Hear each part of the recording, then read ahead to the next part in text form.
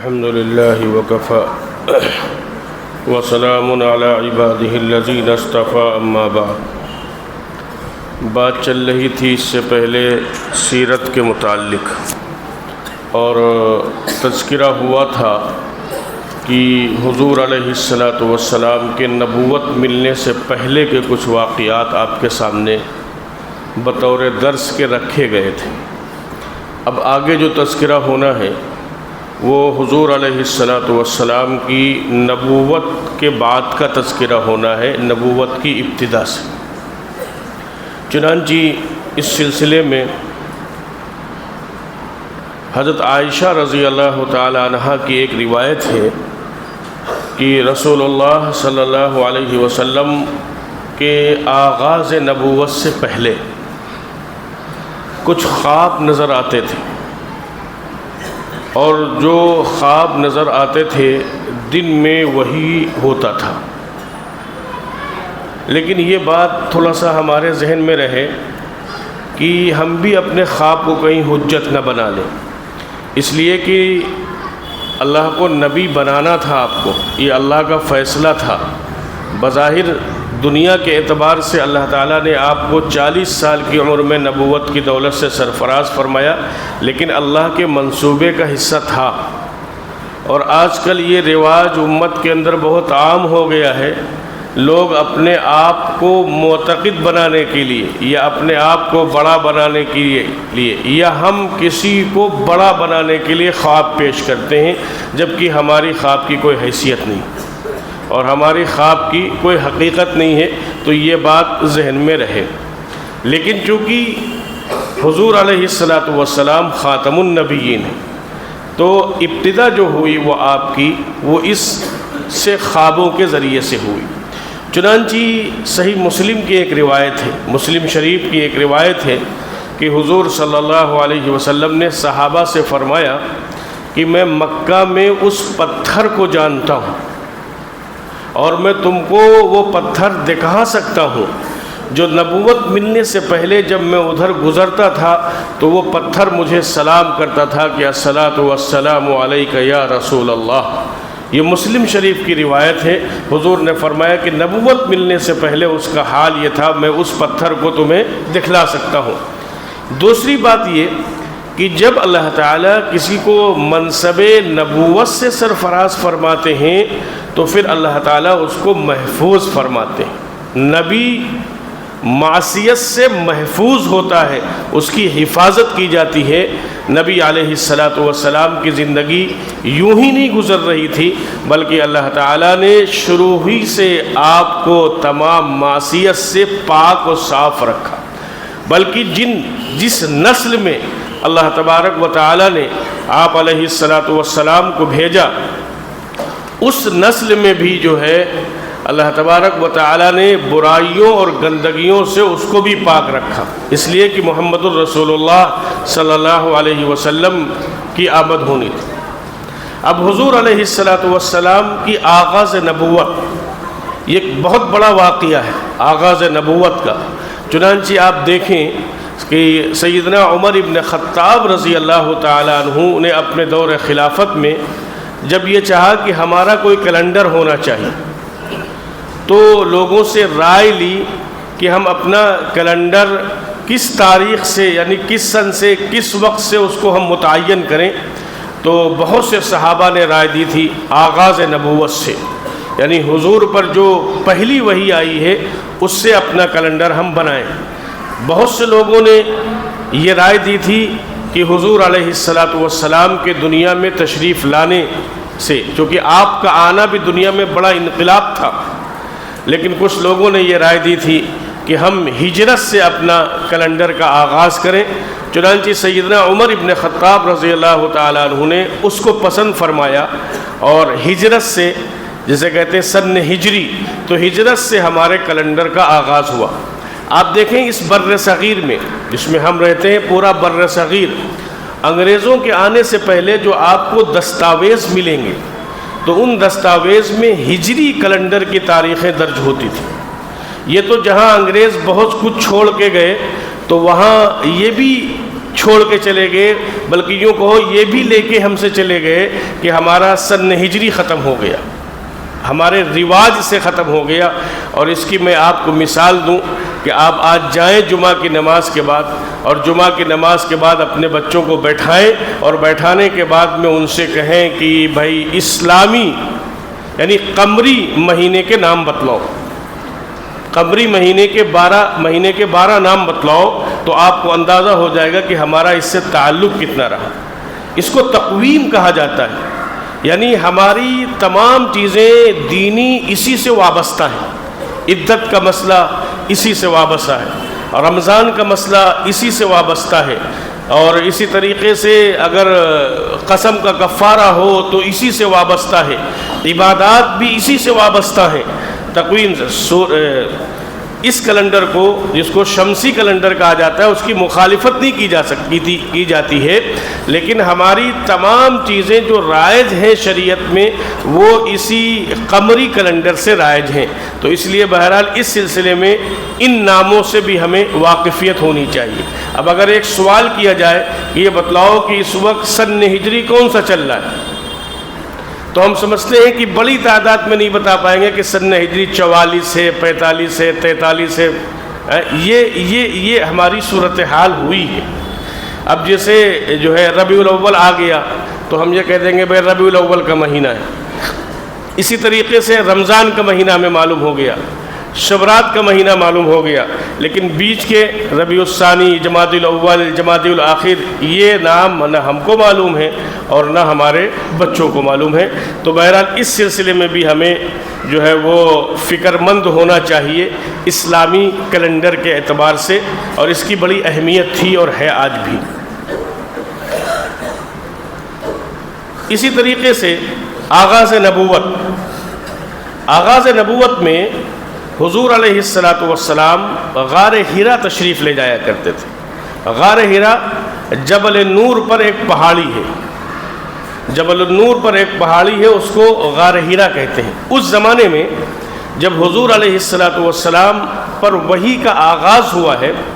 تو آپ گویا یوں کہہ سکتے ہیں کہ حرم سے، اور یہ بھی کہہ سکتے ہیں کہ مکہ کی مرکزی جگہ سے اس وقت یہ غار حرا 3 میل کے فاصلے پر تھا۔ آج تو آبادی وہاں تک پہنچ گئی ہے، غار حرا تک آبادی پہنچ گئی ہے۔ تو حضور علیہ السلام، سیرت نگاروں نے لکھا ہے کہ توشہ لے کر حضرت ختیجہ رضی اللہ تعالیٰ عنہ توشہ تیار کرتی تھیں، اور وہ لے کر حضور علیہ السلام وہاں جایا کرتے تھے غار حرا میں۔ تنہائی بہت پسند تھی، روایتوں میں آتا ہے کہ نبوت کے آغاز سے پہلے آپ کو تنہائی بہت پسند تھی، اور بعض سیرت نگاروں نے یہ لکھا ہے کہ کبھی ایسا ہوتا تھا کہ آپ 3 دن وہاں قیام کرتے تھے غار حرا میں، کبھی ایسا ہوتا تھا کہ ہفتہ بھر قیام کرتے تھے، اگر 2-3 دن قیام ہوتا تھا تو توشہ لے جاتے تھے، اور اگر لمبا قیام آپ کا ہوتا تھا، بلکہ بعض روایتوں میں ملتا ہے کہ جیسے رمضان کا مہینہ آیا آغاز نبوت سے پہلے، تو پورا مہینہ اپنے غار حرا میں قیام کیا ہے۔ تو حضرت ختیجہ رضی اللہ تعالی عنہا جو غار حرا کے قریب ان کے جو رشتہ دار رہتے تھے وہ وہاں منتقل ہو جایا کرتی تھی، اپنے گھر سے حضرت خدیجہ الکبریٰ وہاں منتقل ہو جایا کرتی تھیں، اور پھر وہاں سے حضور صلی اللہ علیہ وسلم کی خبر گیری کیا کرتی تھیں حضرت خدیجہ رضی اللہ تعالی عنہ۔ اور حضرت خدیجہ کے تو بڑے فضائل ہیں، وہ آگے انشاءاللہ اس کا تذکرہ آئے گا۔ اور پھر جب حضور علیہ السلام کی عمر مبارک 40 سال ہوئی تو آپ غار حرا میں تھے۔ یہاں میں ایک بات اور بتلا دوں، تھوڑی سی وضاحت کر دوں کہ یہ روایتوں سے ملتا ہے کہ حضور توشہ لے کر جایا کرتے تھے، حضور توشہ لے کر جایا کرتے تھے۔ اس سے معلوم یہ ہوا کہ نبوت ملنے والی ہے، لیکن انسانی فطرت کے تقاضے میں کھانے پینے کی ضرورتیں ہوتی ہیں۔ اب ہمارے یہاں بعض بزرگوں کے نام ہم نے منسوب کر دیا، وہ 40 سال کچھ کھاتے نہیں تھے، وہ 8 سال وہ کھڑے ہی رہے، کچھ کھایا نہیں، تو یہ سب غلط باتیں۔ انسان کی فطرت میں اللہ تعالیٰ نے رکھا ہے، اور انسانی باڈی میں اللہ نے یہ تقاضا رکھا ہے کہ انسان کو کھانے کی اور پینے کی ضرورت ہوتی ہے، اور ان تقاضوں کو پورا کیے بغیر وہ نہیں رہ سکتا۔ آپ دیکھیں کہ جب حضور سے صحابہ نے کہا کہ ہم بھی روزہ رکھیں، ایک دن مطلب صوم داؤدی کہ روزے پر روزہ رکھیں، تو حضور نے منع فرما دیا کہ نہیں، ایسا نہیں ہوگا کہ صوم داؤدی تم نہیں رکھ سکتے ہو، یعنی ہم افطاری نہ کریں، اگلا روزہ رکھیں۔ تو بہرحال حضور علیہ السلام غار حرا میں تھے، حضرت جبرائیل علیہ السلام تشریف لائے، اور جب حضرت جبرائیل آئے تو وحی کی یہ ابتدا ہے۔ وحی کہتے کس کو ہیں کہ آسمان سے فرشتہ نبی کے پاس آتا ہے اور پھر وہ اللہ کا پیغام نبی کو بتلاتا ہے، یہ ہوتی ہے، اس کو کہا جاتا ہے وحی۔ حضرت جبرائیل علیہ السلام جب آئے تو حضرت جبرائیل نے حضور سے کہا کہ اقرأ بسم ربک الذی خلق پڑھیے، تو حضور علیہ السلام نے اس کے جواب میں فرمایا کہ ما انا بقارئ، کہ میں پڑھا ہوا نہیں ہوں۔ حضرت جبرائیل نے بھینچا، آپ کو دبایا سینے سے اور پھر چھوڑ دیا، اور پھر حضرت جبرائیل نے کہا کہ پڑھیے، حضور نے پھر وہی جواب دیا ما انا بقارئ، میں پڑھا ہوا نہیں ہوں۔ پھر تیسری مرتبہ پھر یہی صورتحال پیش آئی تو حضور علیہ السلام نے فرمایا کہ ما انا بقارئ، میں پڑھا ہوا نہیں ہوں۔ اور پھر اس کے بعد میں حضرت جبرائیل نے سورہ علق کی 5 آیات پڑھی، اقرأ بسم ربک الذی خلق، خلق الانسان من علق، اقرأ وربک الاکرم الذی علم بالقلم، علم الانسان ما لم یعلم۔ یہ 5 آیتیں حضرت جبرائیل نے پڑھی اور حضور علیہ السلام نے بھی آپ کے ساتھ اس کی تلاوت کی، تو گویا وحی کا آپ پر آغاز ہو گیا۔ اب یہ آپ کے لیے ایک عجیب صورتحال تھی، پہلے تو کبھی ایسا واقعہ نہیں ہوا۔ تو آپ جب گھر تشریف لائے تو بالکل پسینے میں شرابور تھے،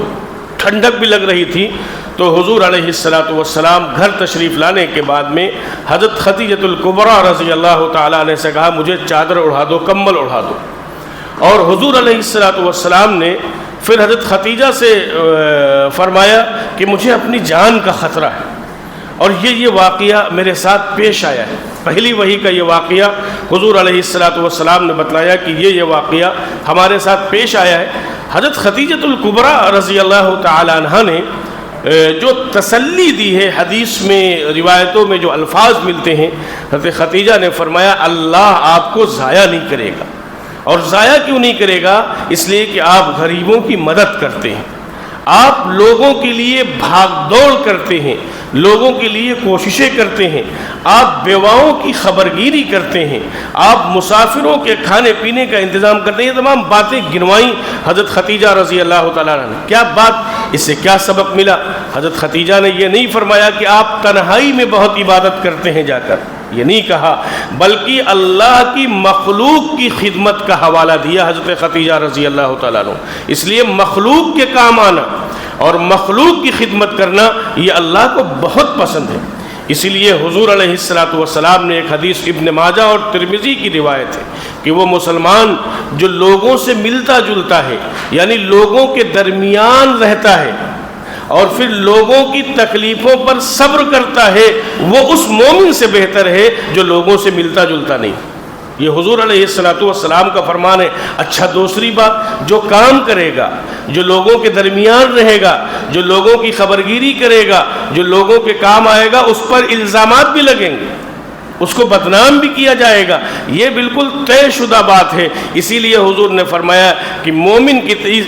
پھر لوگوں کی طرف سے ملنے والی تکلیفوں کو برداشت کرے گا، وہ اس سے بہتر ہے۔ ایسے ہی حضور نے فرمایا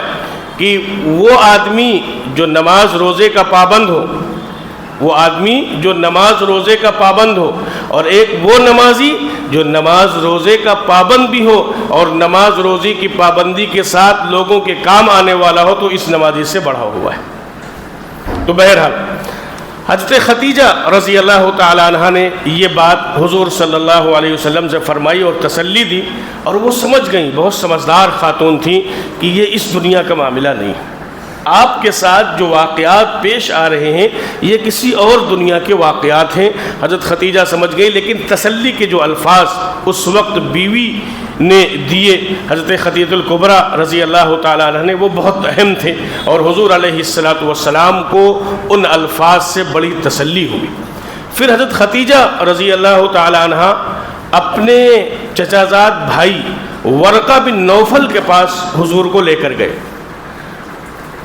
حضرت خدیجہ رضی اللہ تعالیٰ عنہ کے والد کا نام تھا خویلد، اور ورقہ کے والد کا نام تھا نوفل، یہ دونوں آپس میں بھائی تھے۔ خویلد کی بیٹی تھی خدیجہ اور نوفل کے بیٹے تھے ورقہ، تو یہ گویا چچا زاد بھائی ہوئے، اور وہ قریش میں سے تھے۔ ورقہ بن نوفل قریش میں سے تھے، لیکن شرک سے بیزار تھے، مشرک نہیں تھے، کبھی انہوں نے شرک نہیں کیا تھا ورقہ بن نوفل نے، تو وہ ان تمام چیزوں سے علیحدہ ہو گئے تھے، اور اس کے بعد میں جو حضرت عیسیٰ علیہ السلام کا دین تھا اسی دین پر گویا وہ اس وقت قائم تھے، لیکن بہت بوڑھے تھے۔ حضرت خدیجہ رضی اللہ تعالیٰ عنہ حضور کو لے کر جب گئیں اور کہا کہ دیکھو آپ کے یہ بھتیجے کیسی بات کر رہے ہیں، تو حضور علیہ السلام نے پورا واقعہ سنایا ورقہ بن نوفل کو، تو اس کے جواب میں ورقہ بن نوفل نے کہا کہ یہ تو تم وہی بات بتلا رہے ہو جو حضرت موسیٰ پر وحی کے آغاز میں ہوا تھا۔ حضرت موسیٰ پر جو وحی آتی تھی اور تم جو بات بتلا رہے ہو، تو مجھے لگتا ہے کہ تم کو تو نبی بنانا ہے، چونکہ وہ راہب بھی تھے، شرک سے پاک تھے۔ پھر انہوں نے ایک بات کہی کہ کاش میں زندہ ہوتا، کاش میں زندہ ہوتا جب تمہاری قوم تم کو تمہارے شہر سے نکال دے گی۔ ورقہ بن نوفل آغاز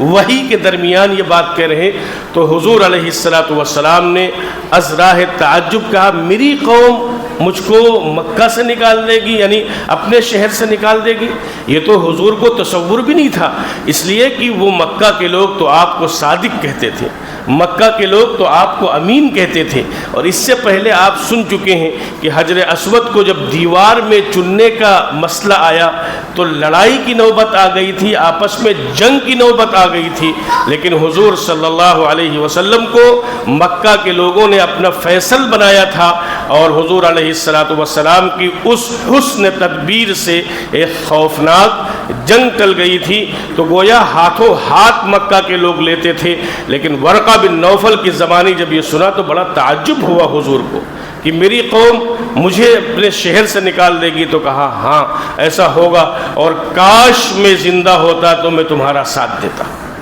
ورقہ بن نوفل نے کہا تھا کاش میں زندہ ہوتا تو میں تمہارا ساتھ دیتا، اور اس کے کچھ دن کے بعد میں ورقہ بن نوفل کا انتقال ہو گیا تھا۔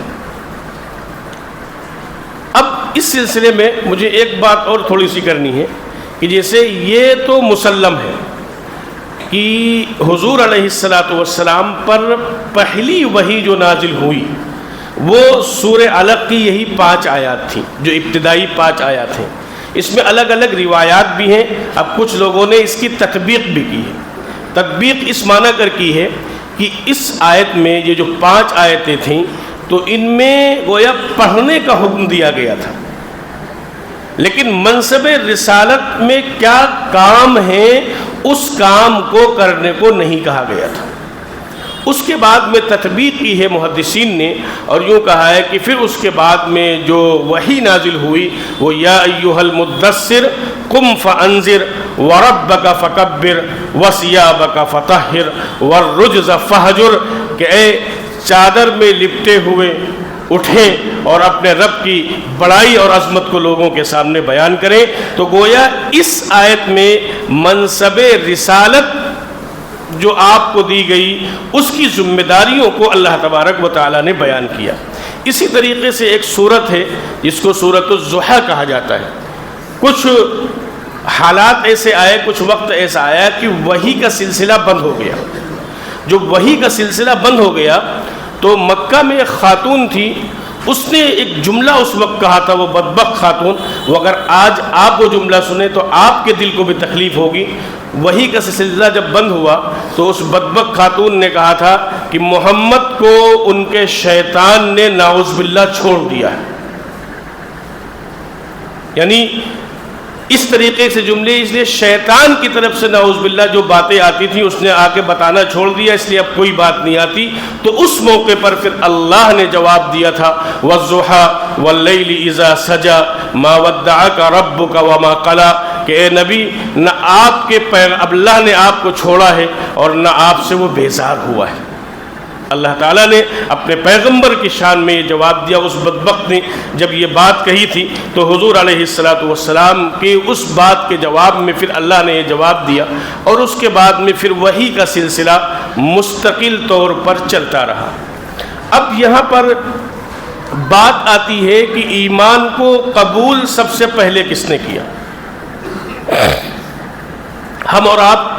اس میں بھی تطبیق کرتے ہیں اور کہہ دیتے ہیں کہ مردوں میں ابو بکر صدیق رضی اللہ تعالیٰ عنہ ایمان لائے،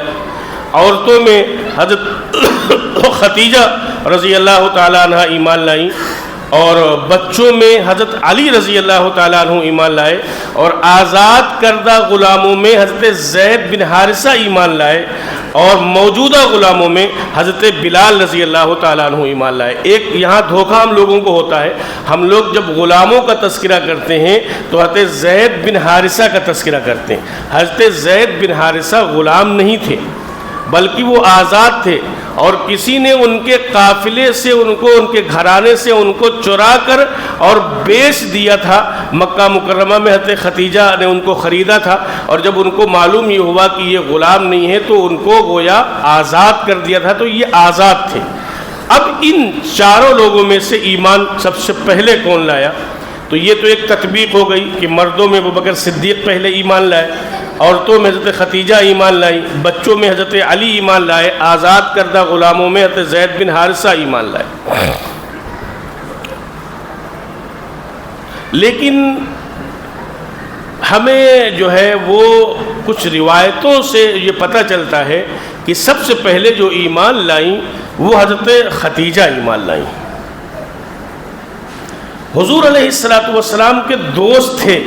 ابو بکر صدیق رضی اللہ تعالیٰ، بچپن کے دوست تھے۔ بھائی اگر حضور کی عمر مبارک 40 سال کی ہے تو ابو بکر صدیق کی عمر 38 سال کی ہے، تو یہ 2 سال کا کوئی گیپ نہیں ہوتا ہے۔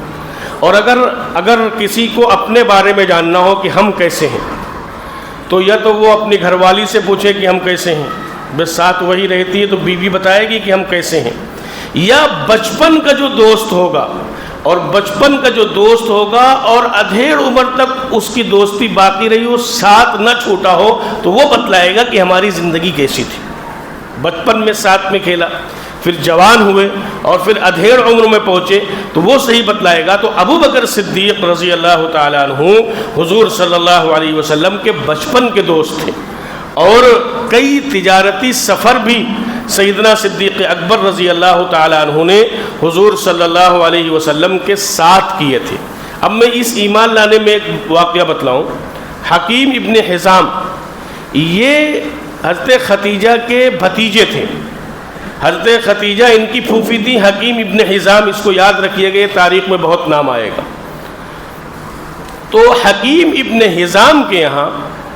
حضرت ابو بکر صدیق بیٹھے ہوئے تھے۔ حالانکہ حکیم بن حزام مکہ کے اچھے لوگوں میں مانے جاتے تھے، بعد میں ایمان لے آئے، لیکن بدر میں احد میں وہ مخالف میں سے تھے، ابو بکر صدیق کے دوست تھے۔ تو ان کی لونڈی نے آ کر حکیم بن حزام سے کہا کہ تمہاری پھوپھی یہ کہتی ہیں کہ ہمارے شوہر اللہ کے رسول ہیں۔ اس مجلس میں ابو بکر صدیق تشریف فرما ہیں، اور ان باندی نے کہا، لونڈی نے کہا کہ تمہارے پھوپھی یہ کہتی ہیں کہ ہمارے شوہر اللہ کے رسول ہیں۔ ابھی تک ابو بکر صدیق رضی اللہ تعالیٰ عنہ کو پتہ بھی نہیں چلا تھا کہ حضور نے نبوت کا اعلان کر دیا ہے۔ اس واقعے سے یہ پتہ چلتا ہے کہ حضرت خدیجۃ الکبریٰ رضی اللہ تعالیٰ عنہ پہلے ایمان لائی ہیں، اور اس کے بعد میں پھر حضرت ابو بکر صدیق رضی اللہ تعالیٰ عنہ ایمان لائے۔ چنانچہ یہ ملتا ہے کہ جب حکیم ابن حزام کی لونڈی سے یہ بات سنی ابو بکر صدیق نے تو چپکے سے اٹھے، اور جانے کے بعد میں حضور صلی اللہ علیہ وسلم کو پورا واقعہ بتلایا پورا واقعہ بتلایا تو حضور علیہ الصلوۃ والسلام نے فرمایا ہاں اللہ کا فرشتہ میرے پاس آیا اور اللہ کی وحی میرے پاس آئی اور میں اللہ کے رسول ہوں۔ یہ بات جب ابو بکر صدیق رضی اللہ تعالیٰ عنہ نے سنی تو فوراً کہا صدقت بی و ابی و امی و انت اہل الصدق وانا اشہد ان لا الہ الا اللہ وان محمدا عبدہ ورسولہ۔ حضرت ابو بکر صدیق نے اس کے جواب میں فرمایا کہ سچ کہا آپ نے، ہمارے ماں باپ آپ پر قربان ہو، اور ہم گواہی اور ہم یہ اس بات کو کہتے ہیں وانت اہل الصدق کہ آپ سچوں میں سے ہیں، اور وانا اشہد ان لا الہ الا اللہ اور میں گواہی دیتا ہوں کہ اللہ کے سوا کوئی معبود نہیں اور آپ اللہ کے بندے اور اس کے رسول ہیں۔ تو حضرت ختیجہ کے بعد میں حضرت ابو بکر صدیق رضی اللہ تعالیٰ عنہ ایمان لائے۔ ان دو لوگوں کے ایمان کی بڑی قدر کرتے تھے حضور، حضرت ختیجہ کے ایمان کی اور حضرت ابو بکر کے ایمان کی بڑی قدر کرتے تھے۔ ایک موقع پر حضرت عائشہ نے فرمایا سوکروں میں ہوتا ہے کہ آپ گھر میں آئیں تو حضرت ختیجہ، باہر جائیں تو حضرت ختیجہ، جہاں جائیں ختیجہ ختیجہ، وہ بوڑھی خاتون آپ کے دل سے نہیں نکلتی۔ حضرت ختیجہ نے، حضرت عائشہ نے کہا کہ وہ بوڑھی خاتون آپ کے دل سے نہیں نکلتی، اللہ نے آپ کو تو ان کے بعد بہت اچھی بیویاں دی ہیں۔ تو حضور نے فرمایا کہ نہیں، حضور نے فرمایا کہ نہیں، حضرت ختیجہ تو وہ ہیں کہ جب مکہ کے تمام لوگوں نے ہمارا انکار کیا تھا تو حضرت ختیجہ نے میری بات مانی تھی اور اپنی جان اور اپنے مال سے میری دلجوئی کی تھی۔ اسی طریقے سے ایک موقع پر حضرت ابو بکر صدیق رضی اللہ تعالیٰ عنہ اور حضرت عمر ابن خطاب میں کچھ بات ہو گئی، تلخی ہو گئی،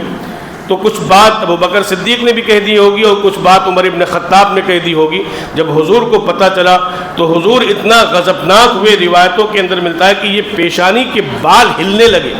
اتنا غصے میں ہوئے، اور فرمایا کہ تم ابو بکر کو جواب دیتے ہو۔ عمر سے کہا کہ تم ابو بکر کو جواب دیتے ہو، جب تم مجھے جھٹلا رہے تھے تب ابو بکر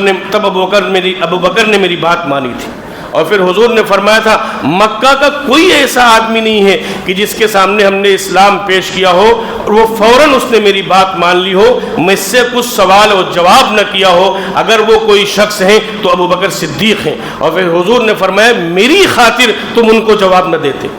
حضور نے یہ فرمایا میری خاطر تم ابو بکر کا لحاظ کرتے کہ یہ میرے شروع کی تصدیق کرنے والے ہیں۔ اور پھر حضور نے ابو بکر کے بارے میں یہی جملہ فرمایا تھا کہ اپنی جان سے اور اپنے گھرانوں سے اور اپنے مال سے جو ہے ابو بکر صدیق نے میری مدد فرمائی ہے۔ یہ اس طریقے سے تھے ختیجہ اور حضرت ابو بکر صدیق رضی اللہ تعالی عنہ کو جو ہے ایمان کی قدر حضور صلی اللہ علیہ وسلم کیا کرتے تھے۔ باقی باتیں انشاءاللہ جو ہے وہ بعد میں آئیں گی، اگلے جمعے کو انشاءاللہ کر دی جائیں گی۔ ایک تو اعلان کرنا تھا کہ مہینے کے آخری اتوار کو خواتین کا اجتماع مسجد میں ہوتا ہے، وہ انشاءاللہ پرسوں ہوگا، ظہر کے فوراً بعد ہوگا، کیونکہ عصر کی نماز جو ہے وہ اب اذان 4 بجے ہونے لگی ہے۔ اور دوسری فلسطین کے حوالے سے مجھے صرف تھوڑے سے ایک واقعہ یا 2 واقعہ بیان کرنے تاکہ ہمارے اندر کچھ ایمانی حرارت بھی اللہ ہم کو دے دے۔ کہ جیسے کل میں ایک عربی سن رہا تھا اس بچے کی، تو جب وہ ایک بچہ ایڈمٹ ہوا ایک اسپتال میں، تو ایڈمٹ ہونے کے بعد میں اس کے پیر میں زخم تھے، چوٹ تھی جو بمباری ہو رہی ہے، تو ڈاکٹروں نے کہا کہ ہمارے پاس وہ انجیکشن نہیں ہے، ختم ہو گئے، کہ جس سے سن کر دیا جائے تو اگر ہم کچھ کریں تو تکلیف نہ ہو۔ تو اس بچے نے کہا تھا کہ ہم قرآن کی تلاوت کر رہے ہیں اور تم جو کام کرتے رہو انشاءاللہ اس کی برکت سے تکلیف نہیں ہوگی۔ آپ دیکھیں حضرت علی رضی اللہ تعالیٰ عنہ کو جب تیر لگا تھا تو حضرت علی نے فرمایا تھا کہ تیر کے نکالنے میں بہت تکلیف ہو رہی تھی، تو حضرت علی نے فرمایا تھا کہ ہم نماز کی نیت باندھ لیتے ہیں، ہم نماز میں اللہ کے سامنے قرآن کی تلاوت کر رہے ہیں، تیر نکال لو گے ہمیں پتہ نہیں چلے گا۔ تو وہ صحابہ کی یادیں وہاں گویا تازہ ہو رہی ہیں۔ اسی طریقے سے کسی بچے سے کسی نے پوچھا کہ بتلاؤ تم بڑے ہو کر کیا بنو گے، تو اس نے کہا ہم بڑے نہیں ہوں گے، بڑے ہونے سے پہلے ہم شہید ہو جاتے ہیں۔ بڑے ہونے سے پہلے ہم شہید ہو جاتے ہیں۔ تیسری اور آخری بات یہ کہ حضرت ابراہیم علیہ السلام پر دو حالات آئے تھے۔ ایک تو حضرت ابراہیم علیہ السلام کو آگ کے اندر ڈالا گیا تھا، اور دوسری آزمائش حضرت ابراہیم علیہ السلام پر یہ آئی تھی کہ ان کے بیٹے کو قربان کرنے کا حکم دیا گیا تھا۔ یہ مثال پتہ نہیں دینا مناسب ہے کہ نہیں مناسب ہے، لیکن حضرت ابراہیم کہیں فرماتے تھے کہ آگ میں ڈالا جانا، آگ میں جانا یہ مجھے آسان تھا بنسبت اس قربانی کے کہ بیٹے کو ہم اپنے ہاتھ سے قربان کر رہے ہیں، اور آج سنت ابراہیمی کو وہ لوگ اپنے بیٹوں کے حوالے سے کہ اپنے بیٹوں کو حوالے کر رہے ہیں اور سامنے کر رہے ہیں، اس سنت کو وہ زندہ کر رہے ہیں، سنت ابراہیمی کی اس سنت کو کہ اپنے بیٹوں کو مسجد اقصیٰ کی حفاظت کے لیے اور مسجد اقصیٰ کی آزادی کے لیے اپنے بیٹوں کو بھیج رہے ہیں تیار کر کے اور قربان کرا رہے ہیں۔ تو حضرت ابراہیم علیہ السلام کی سنت ہے میرے دوستو۔ یہ میں نے اس لیے سنایا، کچھ ایمانی غیرت، کچھ ایمانی حرارت ہمارے اندر آئے کہ ایک طرف تو مائیں وہ ہیں، اور ایک طرف باپ ہیں، ایک طرف بھائی ہیں، اور ایک طرف وہ بیٹے ہیں جن کو معلوم ہے کہ جا کے ہم شہید ہو جائیں گے لیکن قربان ہو رہے ہیں، اور ایک طرف میرے دوستو ہم ہیں کہ ہماری جو ہے وہ ہماری خرافات اور ہماری تمام چیزیں کمی نہیں ہو رہی ہیں۔ اس لیے میرے دوستو یہ جذبہ ہم پیدا کریں، اپنے اندر ان کو دیکھ کر عبرت حاصل کریں۔ پھر وہ ارض مقدس کے رہنے والے ہیں جس کو قرآن نے ارض مقدس کہا ہے، اور ہم یہ سمجھتے ہیں کہ صحابہ کی یادیں اللہ انہی سے تازہ کرائے گا، اور صحابہ کے واقعات جیسے صحابہ کے دور میں ہوئے تھے ایسے وہاں بھی واقعات ہوں گے۔ لیکن میرے دوستو اپنے اس ایمانی حرارت کی وجہ سے ہم بھی اپنے اندر کچھ ایمانی جذبات پیدا کریں، اور اپنے اندر تعلق مع اللہ پیدا کریں، اور اپنے آپ کو اللہ کے سامنے گلگلانے والے، اللہ کے سامنے جھکانے والے اور اللہ سے مانگنے والے بنیں۔ اللہ تعالی ہم سب کو بھی عمل کی توفیق عطا فرمائے۔